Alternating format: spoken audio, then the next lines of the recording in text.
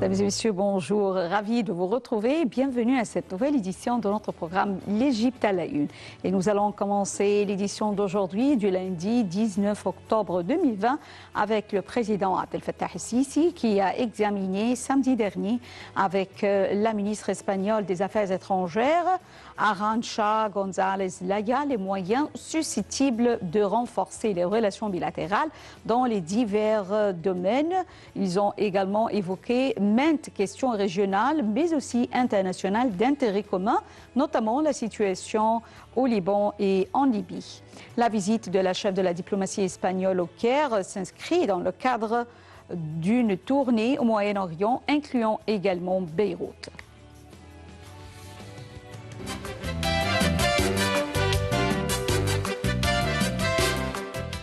Le président Abdel Fattah el-Sisi a souligné l'aspiration de l'Égypte à renforcer sa coopération avec l'Espagne, notamment dans les domaines de l'investissement, du commerce, d'énergie et du tourisme. Le président a tenu ses propos en recevant la ministre espagnole des Affaires étrangères, Arantxa González Laya. Le président a par ailleurs affirmé que les tentatives récurrentes visant à porter atteinte aux entités officielles et aux institutions étatiques dans la région semaient le chaos et alimentaient l'esprit extrémiste et étendaient davantage le phénomène du terrorisme. La ministre espagnole des Affaires étrangères a de son côté assuré que son pays s'appliquait à maintenir la coordination et à poursuivre la concertation avec l'Égypte à la lumière de son rôle pivot dans la région du Moyen-Orient. Madame Laya a exprimé la grande appréciation de son pays pour les efforts considérables déployés par l'Égypte dans le domaine de la lutte contre le terrorisme. Ce fléau qui menace la stabilité et la sécurité non seulement dans la région mais aussi dans le monde entier. La chef de la diplomatie espagnole a également exalté les mesures entreprises par l'Égypte pour freiner le flux migratoire vers l'Europe et lutter contre la migration clandestine, saluant l'accueil d'un grand nombre de réfugiés sur le territoire égyptien. Lors de sa rencontre avec son homologue égyptien Samah Shoukry, Madame Laya a fait la lumière sur les fortes relations reliant les deux pays qui ont connu un véritable essor au cours de la dernière période, affirmant la grande appréciation de son pays pour l'administration politique en Égypte et pour le peuple égyptien. Les deux ministres ont signé un mémorandum d'entente en matière de la concertation politique entre les deux pays sur les dossiers régionaux d'intérêt commun. Lors d'une conférence de presse conjointe tenue au terme de leurs entretiens samedi, M. Shoukry a fortement loué les relations étroites et historiques reliant le Caire à Madrid.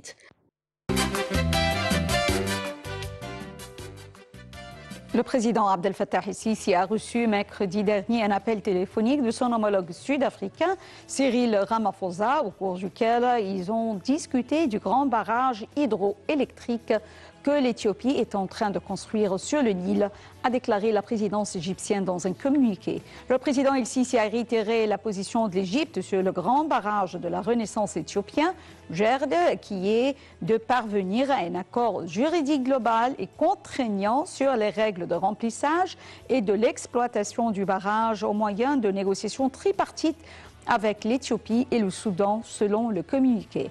Le président a également exprimé son rejet de toute action ou procédure qui affecterait les droits de l'Égypte sur les eaux du Nil. Pour sa part, M. Ramaphosa, qui exerce une durée d'1 an pour la présidence tournante de l'Union africaine, a exprimé son désir de maintenir une coordination intensive avec l'Égypte et de travailler à la mise au point d'un accord juste et équilibré sur cette question vitale selon le communiqué égyptien.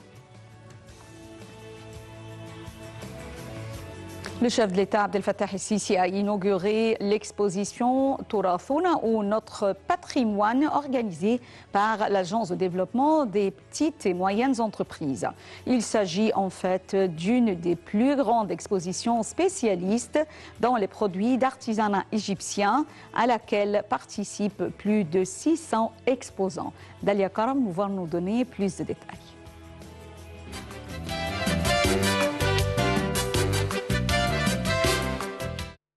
Le président Abdel Fattah el-Sisi a ordonné de soutenir les industries artisanales et les métiers de l'art et d'augmenter la vente des produits égyptiens à travers l'exposition Notre patrimoine pour porter très haut le label de la production locale. Le chef de l'État a tenu ses propos lors de l'inauguration de l'exposition annuelle Notre patrimoine organisée par l'Agence de développement des petites et moyennes entreprises. Plus de 600 exposants provinciaux et d'associations de la société civile participent à cette exposition organisée sous le patronage du président Abdel Fattah el-Sisi du 10 au 15 octobre en cours. Le programme de développement local dans les gouvernorats de Kenya et de Sohag participe à ce salon artisanal. Selon le ministre du Développement local, ce programme participe au salon Notre patrimoine avec un grand pavillon installé sur une superficie d'environ 250 mètres carrés.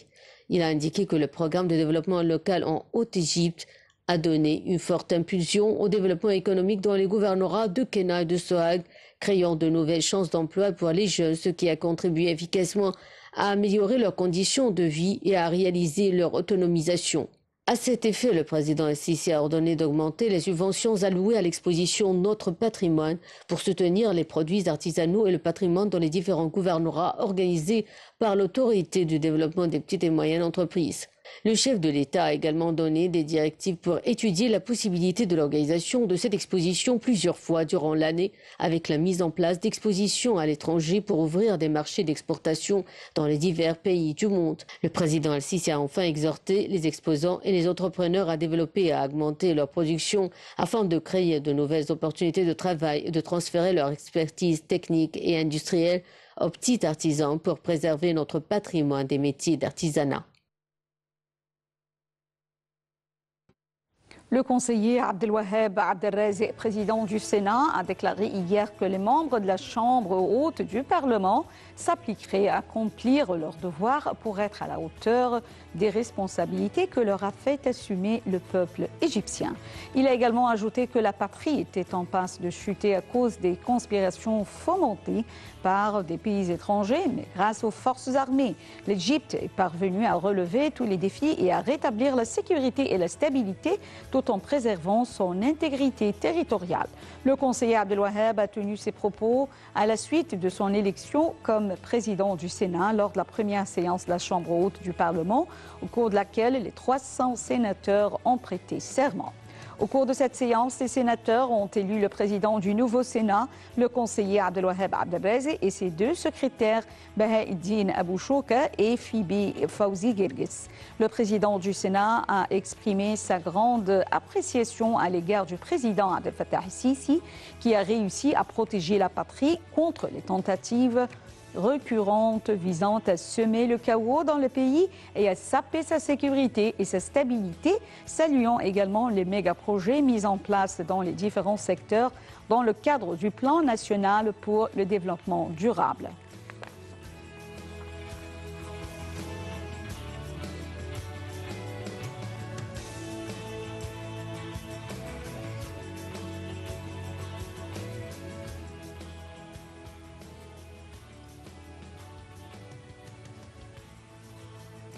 Le CNF, Conseil national de la femme, sous la conduite de Mme Maya Morsi, a remercié le président Abdel Fattah el-Sisi pour avoir augmenté le pourcentage de la représentation de la femme au Sénat en 2020 en doublant le nombre de sièges de femmes nommées de 10 à 20 sièges dans le cadre d'un décret portant nomination de 100 personnalités au Sénat.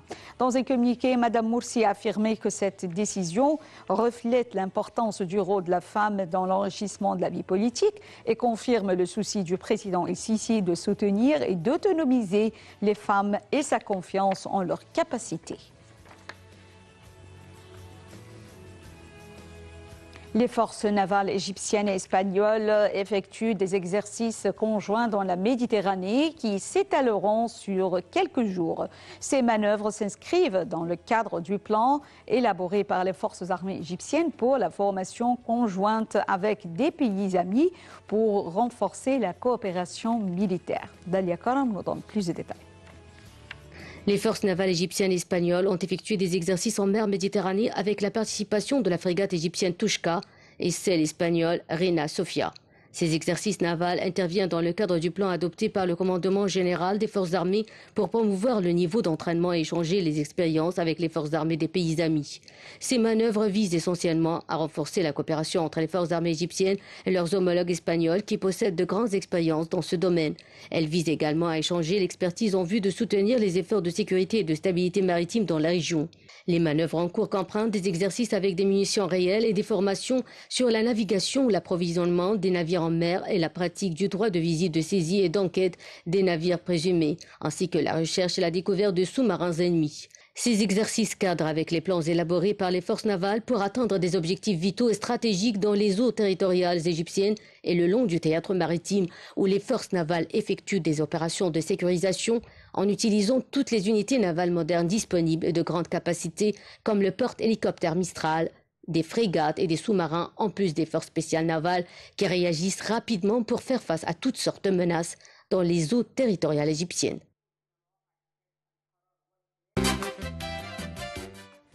La semaine de l'eau du Caire a démarré ses travaux dimanche 18 octobre, plutôt hier, pour discuter de nombreuses questions cruciales concernant le dossier de l'eau et son importance pour la sécurité nationale des pays et la prévention des conflits, apprend-on de la page officielle du Conseil des ministres. Dans un mot de circonstance enregistré, le Premier ministre Dr Moustapha Madbouli a mis l'accent sur l'importance de la conjugaison des efforts des pays participants pour réaliser les objectifs escomptés, sauvegarder les ressources en eau et réaliser les objectifs de développement durable. Le chef du gouvernement a ainsi souligné que l'Égypte avait élaboré la vision 2030 pour faire de l'Égypte un pays au premier rang des pays avancés, en multipliant la superficie des zones urbaines afin de contenir la croissance démographique prévue. Dr Madbouli a affirmé que le grand défi face aux États est de réaliser l'équilibre entre leurs besoins en eau et leurs ressources limitées. Tout échec aura ses effets négatifs directs sur la paix et la sécurité internationale, s'est alarmé le chef du gouvernement. Il a également affirmé qu'il est essentiel de parvenir à un règlement légal contraignant autour des règles de remplissage et de fonctionnement du barrage éthiopien, de sorte à sauvegarder les droits et les intérêts communs, sans adopter des décisions unilatérales qui influeront de façon négative sur la stabilité dans la région. L'Égypte reconnaît les droits de l'Éthiopie au développement, mais les eaux du Nil sont une question de vie et d'existence pour l'Égypte, a conclu le Premier ministre.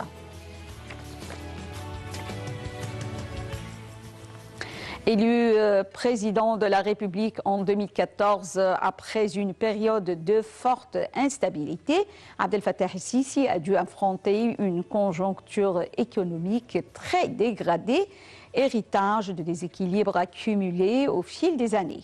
Mais grâce à un programme de réformes nécessitant un immense effort de redressement et à la résilience de son économie, l'Égypte est devenue la première puissance économique du continent africain. Le dernier rapport de l'agence de notation de crédit Moody's, publié en septembre 2020, souligne les indicateurs de solvabilité de l'Égypte, attribuant à l'économie égyptienne une note B2 avec une perspective stable. Ce relèvement de la note est aussi lié à la capacité de l'État à supporter les dettes, réduire les besoins globaux de financement et maintenir des niveaux élevés de réserves de change.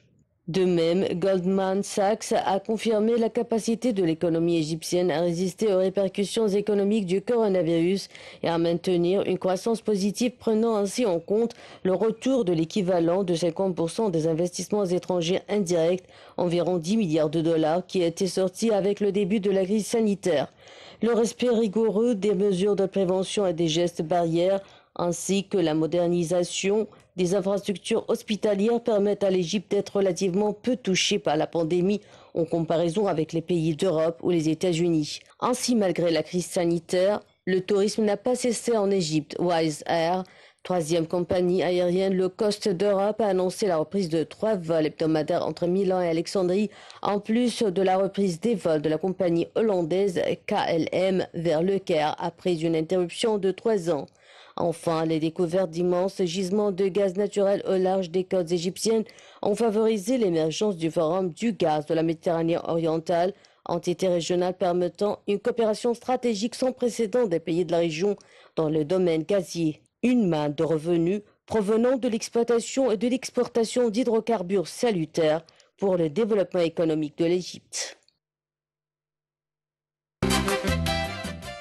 Le gouverneur de la Banque centrale égyptienne Tariq Amer a été choisi par le magazine Global Finance parmi les 20 meilleurs gouverneurs de banque centrale du monde pour 2020 pour la deuxième année consécutive. Voyons ensemble.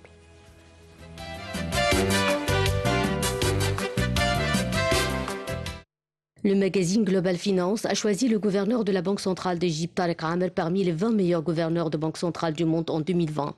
La sélection du gouverneur de la Banque centrale d'Égypte sur la liste pour la deuxième année consécutive est à la lumière du rapport d'évaluation des performances que le magazine publie chaque année et qui comprend cette année plus de 94 gouverneurs de banque centrale du monde entier. Le gouverneur de la Banque centrale d'Égypte devrait être honoré en marge des prochaines réunions annuelles du Fonds monétaire international et de la Banque mondiale à Washington parmi la liste des gouverneurs des banques centrales qui ont été choisis. La nomination de Tariq Amer est venue en raison de sa contribution efficace à la stabilisation de la politique budgétaire en menant le programme de réforme économique de l'Égypte et en négociant avec le Fonds monétaire international. Pour rappel, l'Égypte, sous la supervision de cet éminent banquier, a convenu en août 2016 d'un programme de près de 12 milliards de dollars sous 3 ans auprès du Fonds monétaire international lié à des réformes économiques ambitieuses qui comprennent des mesures d'austérité telles que les coupures de subventions et des hausses d'impôts. Le ministère de l'Immigration et des Affaires des expatriés égyptiens à l'étranger se prépare pour lancer, en coopération avec les deux ministères de l'Information et de la Culture, l'initiative Etkallem Masri ou Parler égyptien pour les enfants des deuxième et troisième générations des Égyptiens vivant à l'étranger. Dalia Karam vous donne plus de détails.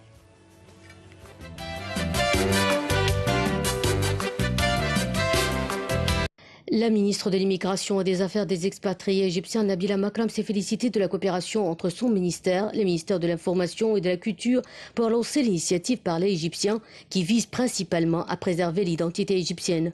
Madame Makram a tenu ses propos lors de sa réunion avec le ministre d'État en charge de l'Information, M. Oussama Hekal, et le secrétaire général du Conseil suprême de la Culture, Hicham Azmi. Les trois responsables ont discuté des mécanismes de collaboration entre les ministères de l'Immigration, de l'Information et de la Culture pour lancer l'initiative Parler égyptien pour les enfants des deuxième et troisième générations d'Égyptiens vivant à l'étranger. Un communiqué du ministère de l'Immigration soulignait mardi qu'il avait été convenu de lancer la page officielle de l'initiative Parler égyptien et de la relier aux pages spéciales du ministère de l'Information et de la Culture afin de publier des drames égyptiens et des activités culturelles menées par le ministère de la Culture pour motiver les enfants d'Égyptiens à l'étranger à parler le dialecte égyptien. Madame Makram s'est félicitée de cette coopération entre les trois ministères qui entretiennent d'excellentes relations avec l'initiative Parler égyptien qui vise principalement à préserver l'identité égyptienne. Selon la ministre de l'Immigration, cette initiative permettrait également de contrer les guerres visant à anéantir l'identité égyptienne à l'étranger.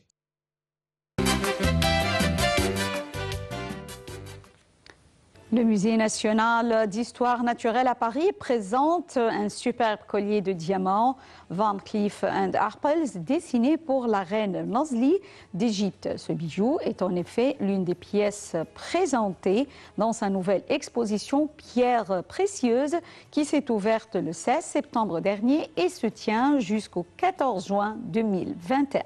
Voyons ensemble.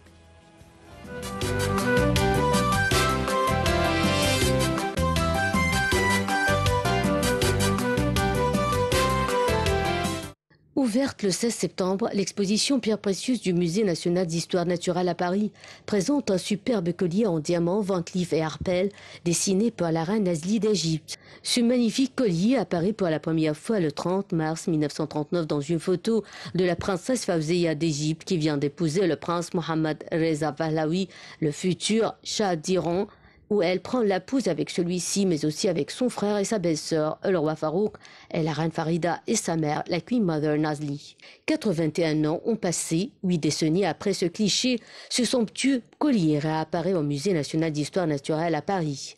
Ce bijou est en effet l'une des pièces présentées dans sa nouvelle exposition Pierres précieuses qui s'est ouverte le 16 septembre dernier et se tient jusqu'au 14 juin 2021. On y apprend que ce spectaculaire collier fut justement commandé par la reine mère Nazli d'Égypte pour le mariage de sa fille. Composé de 673 diamants ronds et taille baguette dans un design des années 1930, il fait partie de la collection patrimoniale de la maison de haute joaillerie parisienne Van Cleef & Arpels qu'il avait dessinée. Il est souligné à son sujet que l'utilisation de différentes tailles de diamants pour un poids total de 204,03 carats vient mettre en valeur le diamant central et insuffler du mouvement à la composition.